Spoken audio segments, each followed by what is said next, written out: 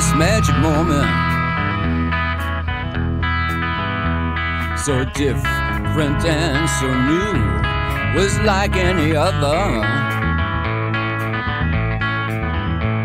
until I met you. And then Welcome to another episode of This Magic Moment. I'm John Forward, and today I watched Harry Potter and the Order of Phoenix. This is the 5th movie in the series, so if you want to hear the other episodes, you can go to johnforward.podbean.com and listen to me. I'm going through these movies for the first time, decades after they came out, or well, almost. The first one I think was 2001. This is 2020 now. For all of those people in the future, multiple generations of Harry Potter fans, if you're enjoying this, you should probably share it with your children and your children's children and your children's children's children. It should really become a family tradition to go through these movies and listen to the John Forward commentary on each of them. I think this one is my favorite so far.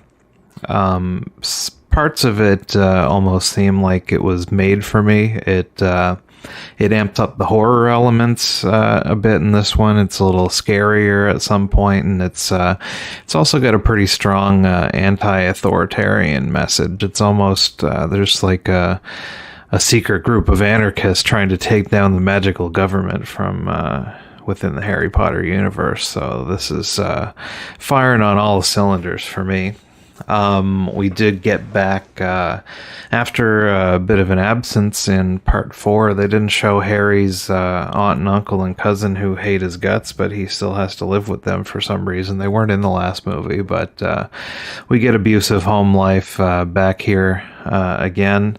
Harry's cousin, I forget what his name is, something that starts with a D, because he's called Big D, I think, in this movie. I don't think it means big dick. That's inappropriate for a children's movie. But he's become a burly teen, as some might say. He's wearing the like a jersey with a thick silver chain, and he's a bully, and he's making fun of Harry for having a dead mom. So Harry Potter really had my sympathy in that scene. And then we go home, and his family still hates him. There's a bit of an altercation that I'll talk about that happens with Harry and the cousin, and the cousin Big D gets all messed up, and the big fat uncle says, "Our boy has gone yumpy." And it's Harry's fault, and they're very mad. Well, they think it's Harry's fault, and they're very mad at him. Also, he gets a letter saying that he's expelled from Hogwarts, and again, I don't understand why, but the uncle seems to be happy, but I would just assume that means that Harry Potter is going to be home all year and causing him grief, so I'm not sure why he's always trying to pull Harry out of Hogwarts and excited when he gets kicked out. What kicks off the movie with when Harry is with his cousin is there's a Dementor attack. These are the I called them ring wraiths because they're very similar. When they were in the last movie, they've been redesigned a little bit. They look more like mummy ghosts. I think the design of them has seemed better. I didn't do like a side-by-side comparison, but I'm happy with the results. So a couple of the Dementors, these evil things that are supposed to be only used for guarding Azkaban prison, or they sent them out in the last movie to guard Hogwarts because they thought Sirius Black was coming to kill Harry Potter. So they attack Harry Potter and Big D, and Harry does a magic spell to shoot them away, and he gets in trouble. He gets expelled from Hogwarts because it's against the rules to use magic in front of Muggles. And getting expelled from magic school doesn't seem like that would be a good punishment for that, because then, like, if you've got a teenage wizard who's using magic too much, to kick him out of school, he's just going to go rogue. If he's not allowed to do magic, he's just going to end up doing more. But anyway, this is the rules of the Ministry of Magic, who's the evil government of this movie, and luckily we've got the titular Order of Phoenix working in the shadows against the Ministry of Magic.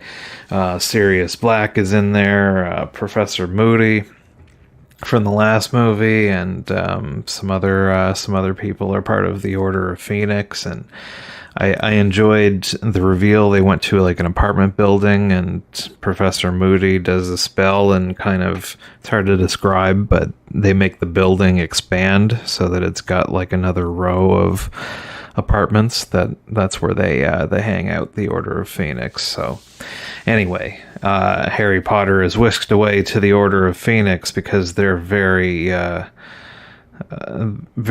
set on making sure that Harry Potter doesn't get expelled from Hogwarts for some reason. Anyway, so they give him a heads up that they're still going to. They haven't officially expelled him yet, despite what the letter said. They were going to be having a hearing to present evidence and all that stuff. Also going on at the same time, everybody is the powers that be are painting Harry Potter and Dumbledore as dangerous Alex Jones style conspiracy theorists who are lying about Voldemort's return that happened at the end of the last movie. I'm not really sure why everybody's got such a boner for insisting that that Voldemort has not returned yet. They should probably be more worried about it. But anyway, I think the minister of the Ministry of Magic, he thinks that Dumbledore's out to get his job, and that he's forming an army to seize power. And the ministry owns the corporate media and is using that to slander them. One of the headlines I enjoyed was, "Dumbledore, daft or dangerous? You be the judge." Up until this point, I've made my thoughts known on Dumbledore. So far, he's not been a very impressive man, so I was leaning towards daft. He does, in the end, earn some of his reputation. So they have a hearing, and this is like a big court, like Supreme Court type deal to figure out if Harry Potter's going to get suspended, and they don't end up, the charges don't stick because some lady also saw the Dementors and confirmed Harry Potter's story. And Dumbledore, there's like a full-on like courtroom scene, and Dumbledore is like the charismatic defense lawyer who sets things in motion that hey, if the Dementors attacked Harry Potter, why is that? And implying that the Ministry of Magic put a hit out on Harry Potter and demands a full study and look into the whole thing. And so anyway, that's what gets everything going. Unfortunately, even though the Ministry of Magic could not convict Harry Potter, they decide to send in like their head lady. What was her name? Dolores Umbridge. She's one of the. She's kind of the Nancy Reagan. I don't know if that works as a reference, but that's what I'm going to go with. She's wearing more of like a. She's not a Jackie O character, but she's wearing like a Jackie O like pink lady power suit type thing with a hat. She's like the conservative scolding lady, and they end up inserting her into Hogwarts as the new teacher for the Defense Against the Dark Arts, which this is 5 movies in a row where they've hired the wrong person for this teaching position. This leads to a big crackdown on Hogwarts. This lady is screaming for education reform, and she wants them to all study hard for the OWL exam, which, like a standardized test, and there's a Ministry of Magic approved curriculum, and it's all useless theoretical stuff that doesn't apply to the real world. Like, this is what happens when the government gets so into regulating the education of our children. Everybody, this is a very powerful message in the movie. But it has the unintended consequence, which I think is apt, that the more that they try to crack down on unregulated kid magic, the more unregulated kid magic happens, and the kids all get together and actually form the Dumbledore army that these social architects / fascists actually. They created the very thing that they are saying that they are trying to stop. And when the kids end up forming their little army, I'll get into that when we get to the Harry Potter section. But anyway, they catch on to them, and they're calling themselves Dumbledore's army without ever checking with Dumbledore about this. And so, anyway, Dumbledore, they try to arrest him, but then he's just like, see ya, and poof, and he just disappears until mostly the end of the movie. There's some fun stuff in this movie. Like I said, the magic apartment, that scene, I'm not describing it very well, but I thought it was cool. I liked the antics of the older Weasley twins. There's a scene where they're standing at the top of the staircase in the Order of Phoenix, and they do a spell or something and lower one of their ears down several floors on a piece of string so that they could eavesdrop on the grown-ups. And then a cat comes and he eats the ear. It's never really explained how he gets his ear back. I thought it would have been funny for the Weasley brother to just have an ear missing for the rest of the movies, but that requires some extra CGI. They also they feed the caretaker some puking pustules, which make him have gross open sores on his face. They also bust in during the big owl exam and fly around and do some fireworks and raise anarchy.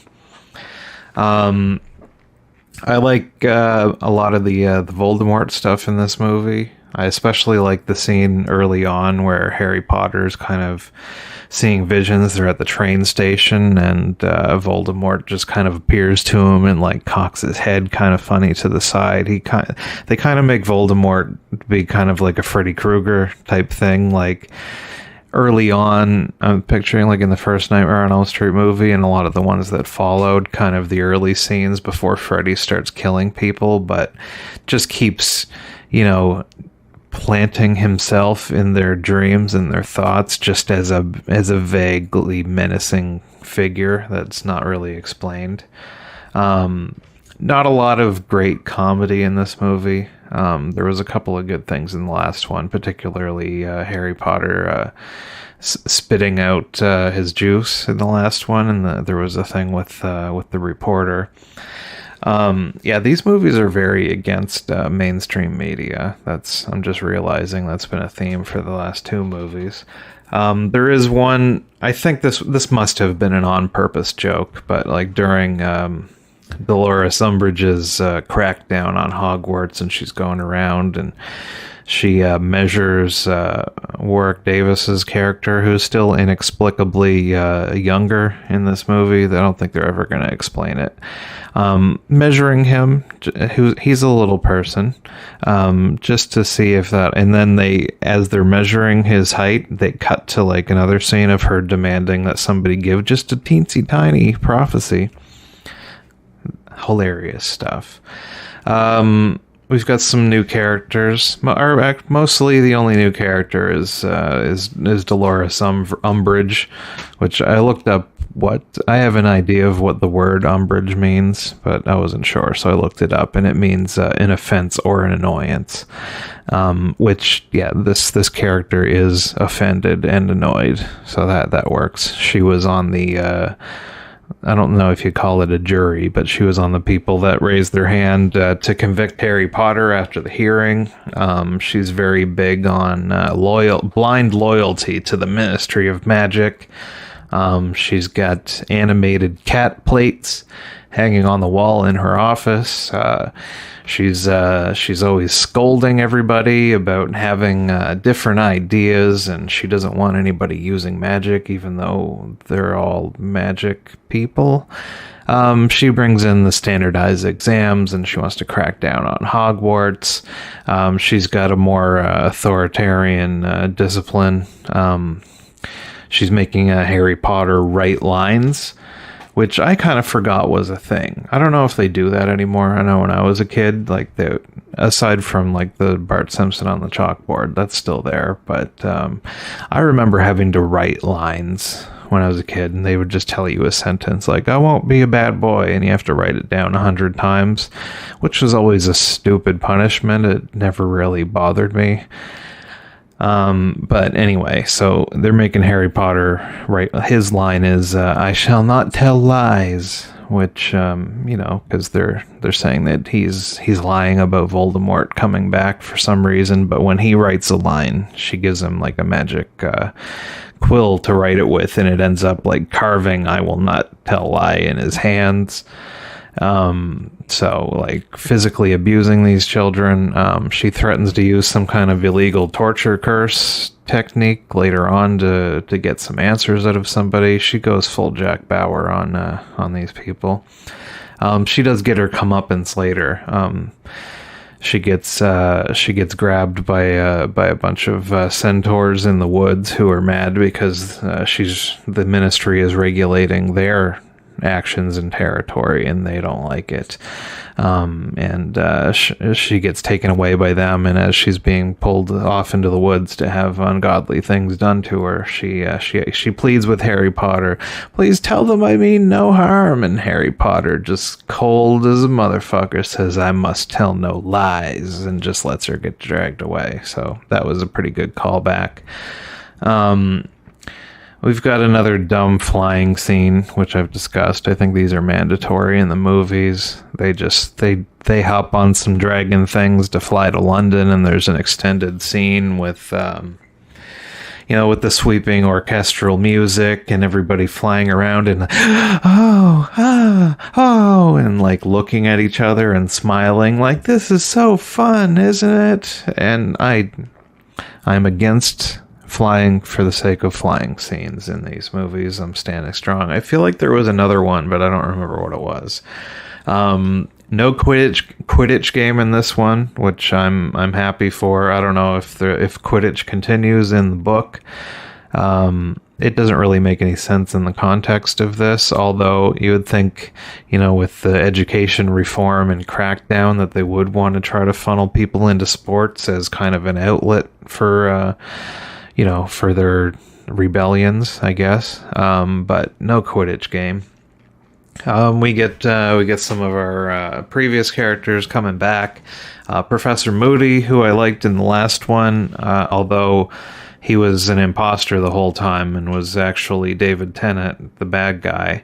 So I wasn't really sure what his personality was going to be. He's in this, and I still like his googly eye, but he didn't really have a whole lot to do other than whisk Harry away to the Order of Phoenix, and he shows up again towards the end for the fight, but he doesn't really have a lot of scenes or lines. And no David Tennant, who I really enjoyed as one of the villains in the last movie. He must still be sitting in Azkaban. Don't know if he's going to come back in the other movies. Side character Seamus, just one of the other sort of people that are in Gryffindor at Hogwarts. He's just kind of the ugly one. Or, well, he's not as ugly as Neville, but he's got kind of a rat face.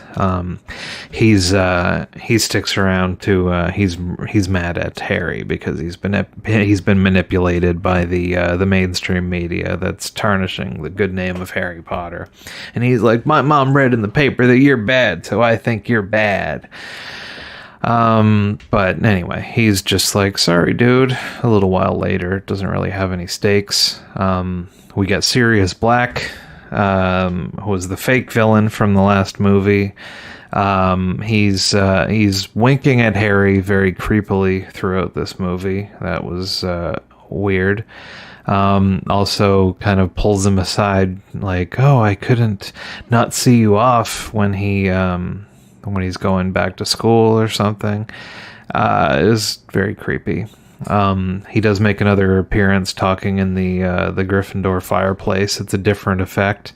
Last time they CGI'd the actual coals to be talking and sort of in the shape of Sirius Black's face. They just kind of do like a weird hologram above the fire in this one. Neither effect is good. I think they just changed it this time because they had Gary Oldman's actual face that they could use because he's in the movie. Anyway, Sirius Black also being tarnished on the radio and being blamed for all the bad things because he's still technically a fugitive. It's not well known that he's a good guy. We get a new student who I don't know if she was always there and they just decided to start talking to her, or she arrived at Hogwarts for some reason. Her name's Luna. She's kind of a weird, awkward girl to apply to the weird, awkward girl fan base, I'm sure. Another attempt at a joke when we first meet her. She's all kooky and weird, and she tells Harry that you're not any crazier than me, and then it pans down and she's reading her book upside down. There's a little bit of chemistry between Luna and Harry Potter. I thought maybe they were setting them up to be a love interest, but it didn't really go anywhere. Snape is back, our favorite cranky man. Alan Rickman. He gets knocked down a few pegs in this movie a little bit. Last one I thought maybe they were playing him up for a double twist that he was a bad guy. This one he was kind of made more sympathetic still further. Umbridge is interrogating all the teachers in front of a classroom full of students to add more shame to it, and she makes him admit that he applied to be the Defense of the Dark Arts teacher, but they didn't give him the job, so he's stuck teaching potions. He also has a thing where he's training Harry Potter to like read minds and to protect his mind, and Harry ends up reading Snape's mind, and we see a flashback of young goth Snape being bullied by Harry Potter's dad. So that's an interesting wrinkle to add to this whole thing. We've got young Malfoy. He's in a couple of scenes. He's just kind of just being an asshole in this movie. I think they abandoned setting him up completely to be some sort of a rival to Harry Potter. Yeah, he's really been pushed off to the side. He's just the generic asshole bully character that needs to be in any kind of a school thing. And of course, it does make sense that that him and his douchey friends, like the bullies, all become like the Ministry goons to go out and like tattle on our heroes for doing the right thing. Malfoy Sr. again continues to be well known as a bad guy and on Team Voldemort, but Malfoy Jr. still in school. Nobody seems to make much of a big deal that Malfoy Sr. is a major bad guy. But anyway, Voldemort is back, being Freddy Krueger a little bit. His main plan in this movie is to gaslight Harry and to question his sanity, and I don't know. He's apparently looking for something that he never had last time when he made his big. I don't really know what happened. I think they've explained it a little bit, but I'm not really sure what Voldemort's big plan was that happened all those years ago when he tried to kill baby Harry Potter but failed. I don't think they explained that really. But anyway, he's trying to do the same thing again, whatever that is, and he needs some prophecy to help him somehow. It's not well explained. Hermione is back. She used to be kind of the goody two-shoes, following the rules, but she's becoming an angsty teen herself in this one, and she's all about breaking the rules. She mouths back to Umbridge when they're in class one day, where Umbridge says that there's no need to talk, and Hermione snaps back with no need to think from the sounds of it. So that was pretty spicy. But she doesn't really have a whole lot else to do in this movie other than to convince Harry Potter to become their teacher, which I'll get to. Ron Weasley's kind of on the sidelines too. I don't really remember anything that he did of note in this movie. His older brothers had a few hijinks that I talked about before, but little Ron, nothing much. Harry is getting ghosted a lot in this movie. He sees Sirius when he first goes to the Order of Phoenix and has a look on his face like, oh, it's my long-lost lover, Sirius Black. But then they do the thing where like somebody stands in front of Harry and starts talking to him and closes the door, and they kind of whisk him away, which doesn't make any sense. And Sirius, you would think that he would be like, hey, Harry, what's up? After not seeing him for so long, and they've been pen pals, talking in fireplaces and such. Dumbledore ghosts him at the beginning of the movie. Harry's like, hey, Dumbledore, Dumbledore, and he's just kind of puts his hand up on the side of his head and takes off. That's explained later that Dumbledore was doing that. He thought for Harry's good, because he understood that Harry and Voldemort have this psychic connection, and he thought that if he was a jerk to Harry, then Voldemort would be less inclined to use their relationship to his advantage or something. So anyway, and Hagrid, his other best man friend at the school, he's just been away unexplained. We find out what he was doing later, but anyway. More everybody coming, not everybody, I guess, the ministry people and all of the bootlickers are against Harry Potter in the first of this, but it's the usual. Harry Potter gets accused of something and everybody's like, no, he didn't. And they say, Harry, you've done nothing wrong. And I was thinking at the time, well, he kind of did. If there's a rule against using magic in front of muggles, he definitively did it. He had a good reason, of course, but anyway, we find out in the court that it would have been okay if it's a life or death situation, which it was, but nobody believes that the Dementors were there because nobody saw them, but then the lady did see them, so we got off. But I don't know, I think everybody just thought that Harry was just showing off and was like, hey cousin, check out this spell I can do. And if that's the case, I don't know why everybody would be so mad at him, even if he was guilty. But anyway, yeah, I don't know. They're all manipulated by the mainstream media, I think. Harry comes probably the closest he'll ever come in this whole series to calling somebody a C word. You can see the rage boiling in his face in one of these scenes when he's talking to Umbridge. Yeah, he has the sweet "I will not tell lies" comeback when he finally sticks it to that lady. Up until a certain point, I haven't been terribly impressed with the arc of Harry Potter, the character, but we make some progress in this movie. He had a good moment of growth when Hermione first brings up the idea that, Harry Potter, you've been fighting bad guys with magic this whole time. Maybe you should be our teacher to defend against the dark arts, which makes sense. He has been defending himself against the dark arts, and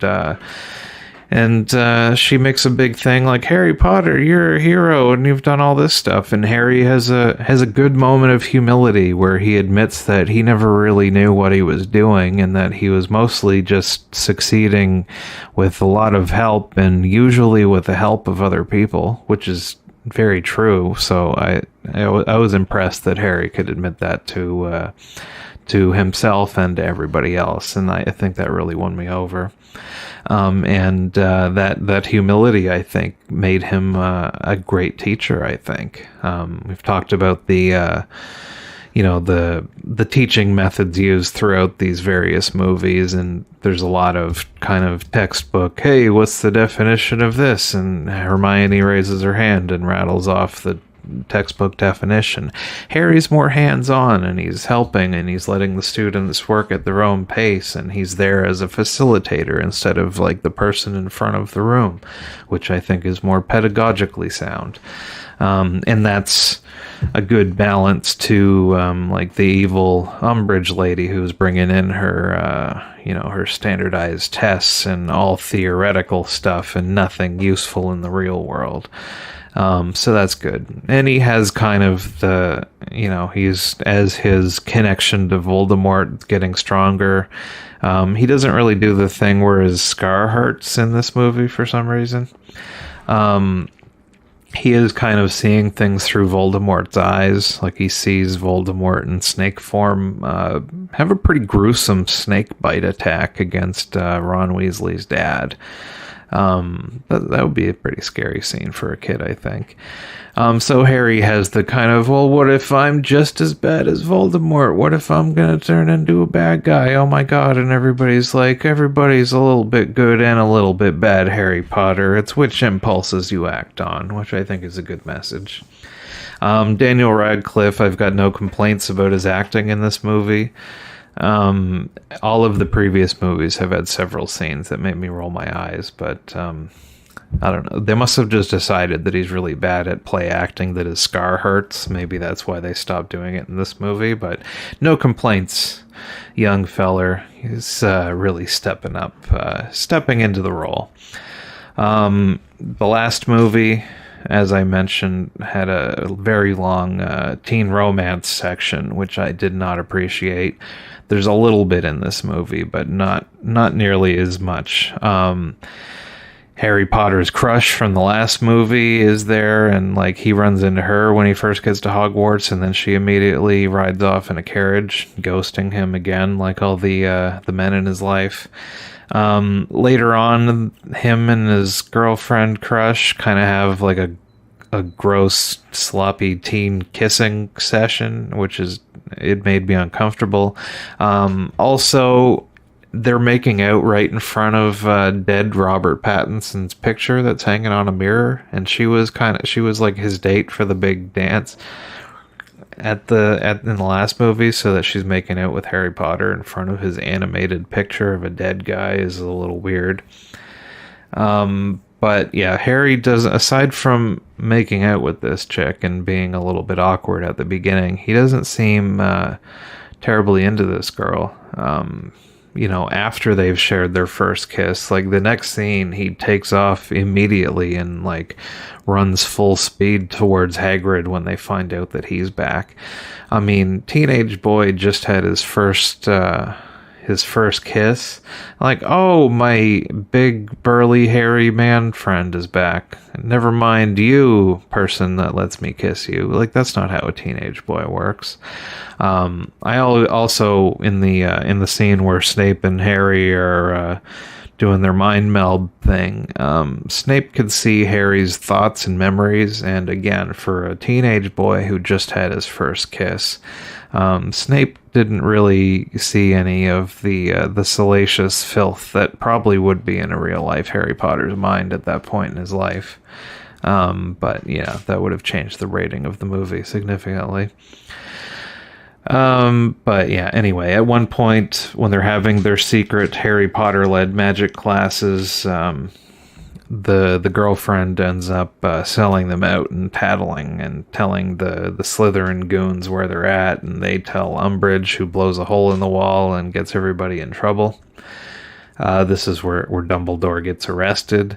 We find out later that they made her drink a truth serum, so it wasn't her fault that she told on him. So they kind of set up like, oh, she betrayed us, and then, oh, wait, no, she didn't. But then they never have that scene where they make up. Like, not even at the end of the movie, Harry Potter is not even like, well, see you in the fall when they go home.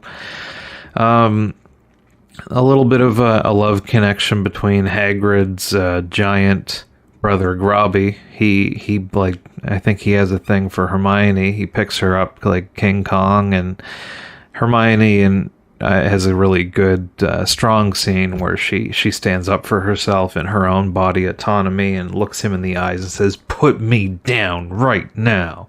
And that was good, and she got put down. every movie I think so far hints at some sort of future romance between Hermione and Ron, and that never happened in this movie, so I don't know if they've abandoned it. But anyway, I don't think they're a good couple, so I hope it's been abandoned. But that's just weird that they've been setting it up for a few movies now. So we come to the ending, and it's got kind of the lazy trope that's in movies where the hero finds out that the bad guy needs a particular thing to complete their evil plan. So the heroes run as fast as they can to the evil thing, which ends up just leading the bad guys to it. So yeah, they go and they're looking for some prophecy that's in a smoky crystal ball. I'm not really sure what it has to do with Voldemort's plan. The evil bad guys who are Voldemort's kind of team, who looked like kind of zombie clan members in the last movie. Their hats aren't as pointy in this one, and their masks are different. But they show up to have a little bit of a fight with the kids to try to take the magic prophecy crystal ball back. And they capture all the other kids, and they force Harry Potter to hand over the thing. But then the Order of Phoenix shows up, and they have a big magic fight with the bad guys. That's pretty good, action packed. And Helena Bonham Carter is one of the new bad guys who we learn she's the one that killed Neville's parents. And she ends up killing Sirius Black in the battle in this one. And Harry, again, very close to calling somebody a C-word. He almost kills Helena Bonham Carter. And Voldemort's like, yes, feel the pain and the hate course through your veins. He's trying to turn him to the dark side. But Harry Potter resists, and she gets away. Voldemort shows up. He doesn't really fight with Harry. He does he tries to like take over his mind and turn him to evil, but Harry Potter just says that I feel sorry for you, Voldemort. I'm not going to be your best friend. And Dumbledore shows up, and he has a pretty good, Liam Neeson's character in Star Wars Episode 1 against the Sith guy, or what's his name, Darth Maul, and or I guess Obi-Wan Kenobi versus Darth Vader. They have kind of their big fight, and Dumbledore earns a bit of his keep. He's a pretty good magic man. But I was going to say, when they had their courtroom scene where they were trying to prove whether or not Harry was innocent or not, why didn't Dumbledore use his magic thing where he could just pull the memory out of Harry Potter's ear and be like, look, he saw the scary mummy zombies. I forget what they're called. Whatever. I wrote it down. So anyway, they have a fight, and he kind of wins.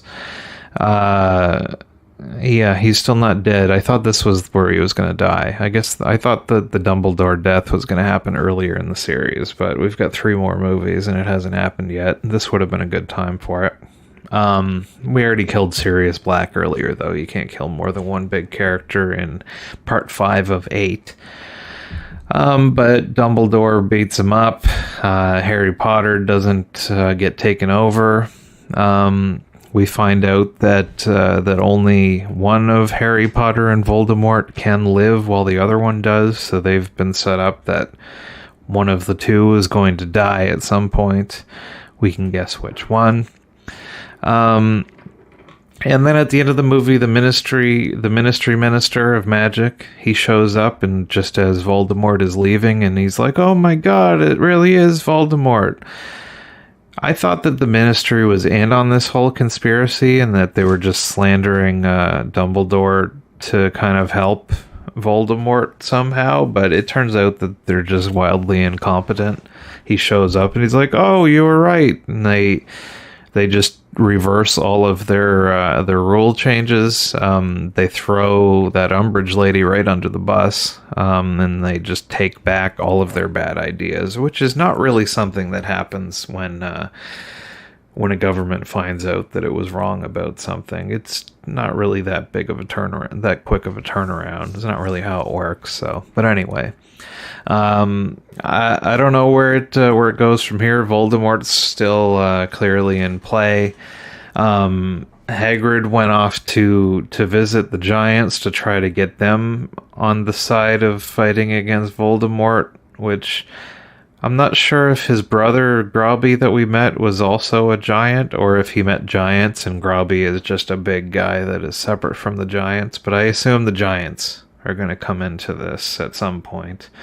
Now everybody knows that Voldemort is back, so the good guys are going to be able to double their efforts, but now Voldemort doesn't need to keep things on the down low anymore, so he's going to be out and in the forefront in the next movie. I'm hoping he breaks David Tennant out of prison. That'll be good.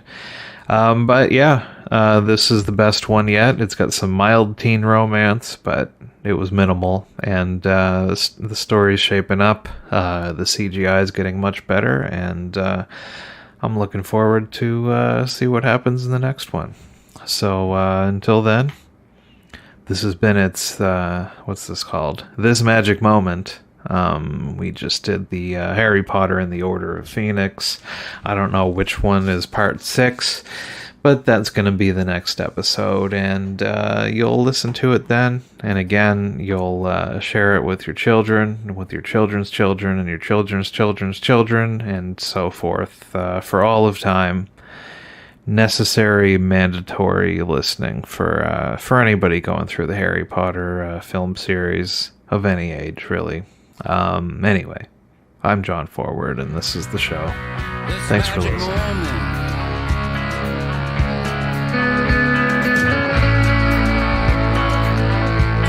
Sweeter than wine, softer than a summer's night.